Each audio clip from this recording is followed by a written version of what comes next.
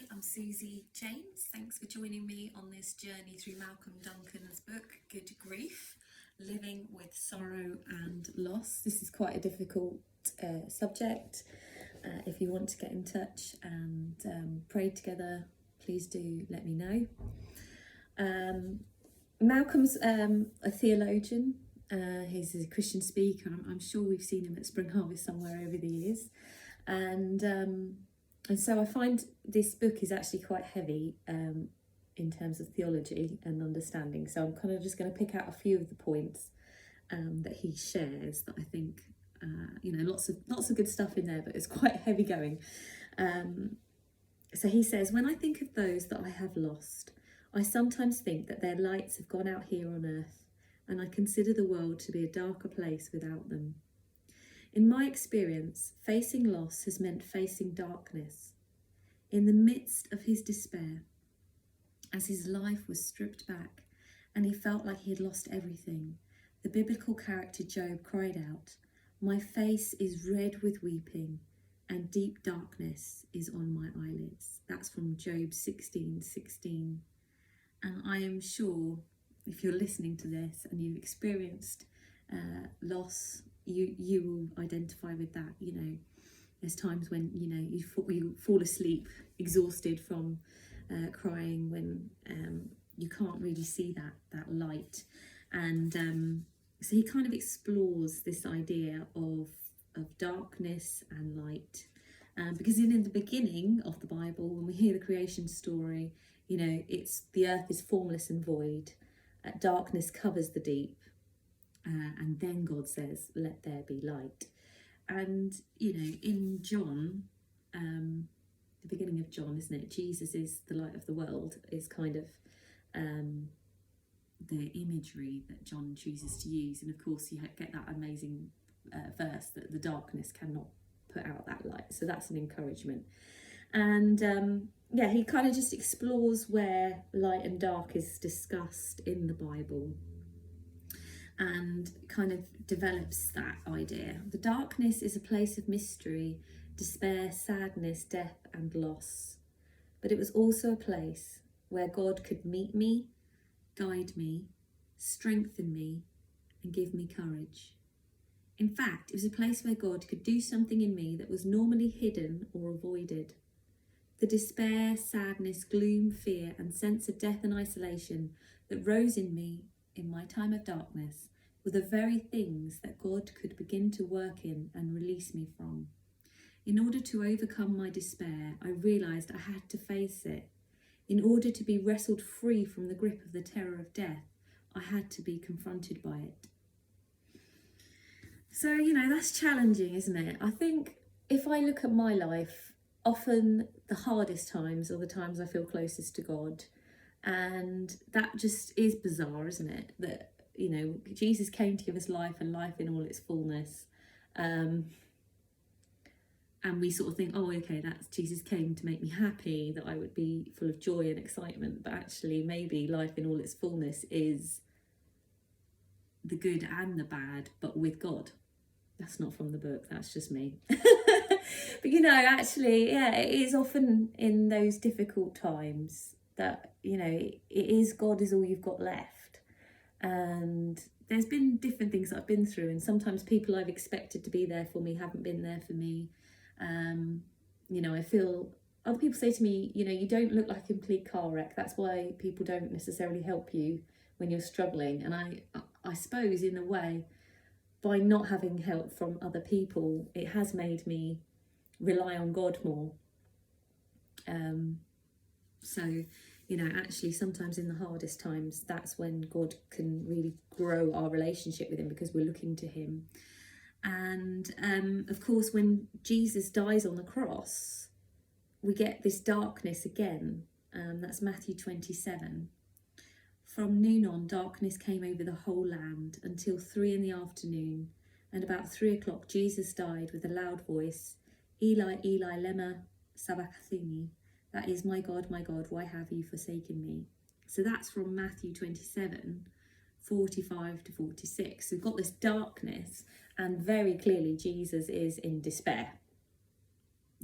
why have you forsaken me? He's crying out to his father, that separation because of the sin he'd taken upon himself. And then in Luke 23, 44 to 47, we have the same experience happening. It's now about noon, and darkness came over the whole land until 3 p.m. While the sun's light failed, the curtain of the temple was torn in two. Then Jesus, crying with a loud voice, said, "Father, into your hands I commend my spirit." Having said this, he breathed his last. When the centurion saw what had taken place, he praised God and said, "Certainly, this man was innocent." So that's interesting, isn't it? I think sometimes with the Gospels we can go, why is there a conflict there? Why is it different?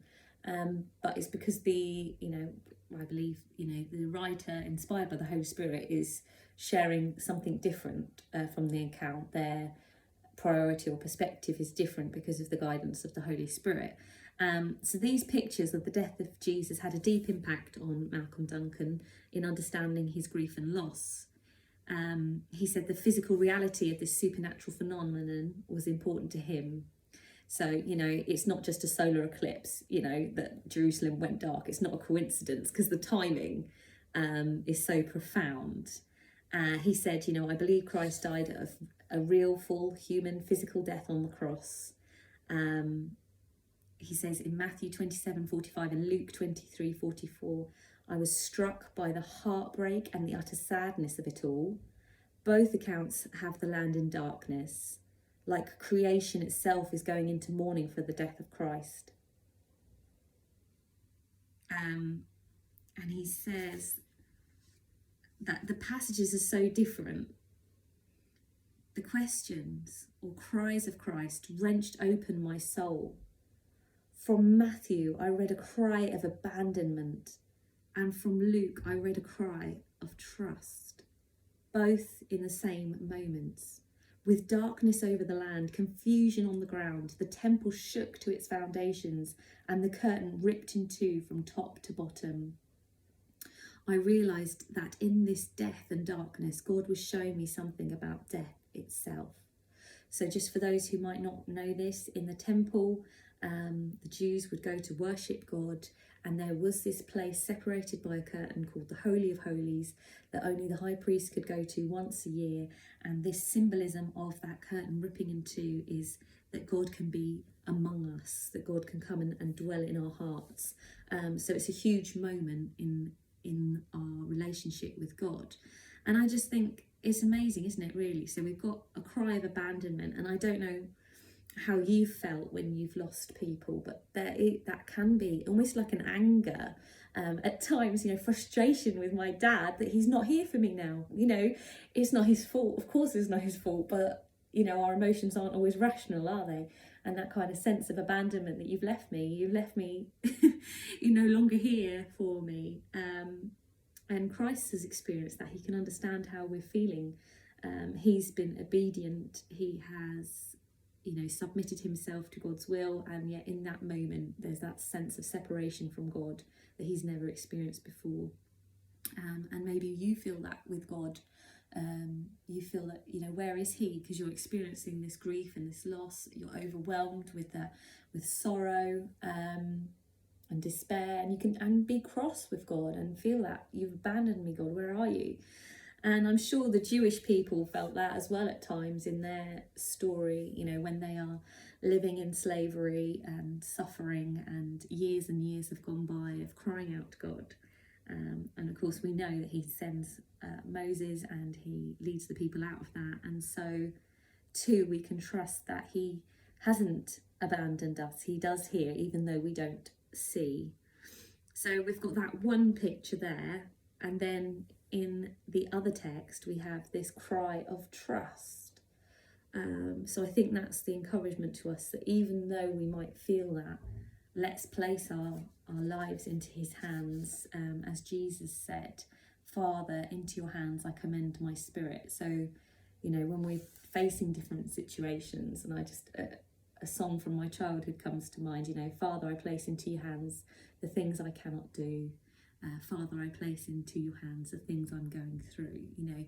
let's come to him and give things. So Malcolm Duncan says, the dying Saviour uttered the profoundest cry of human abandonment ever heard and the deepest cry of trust ever spoken.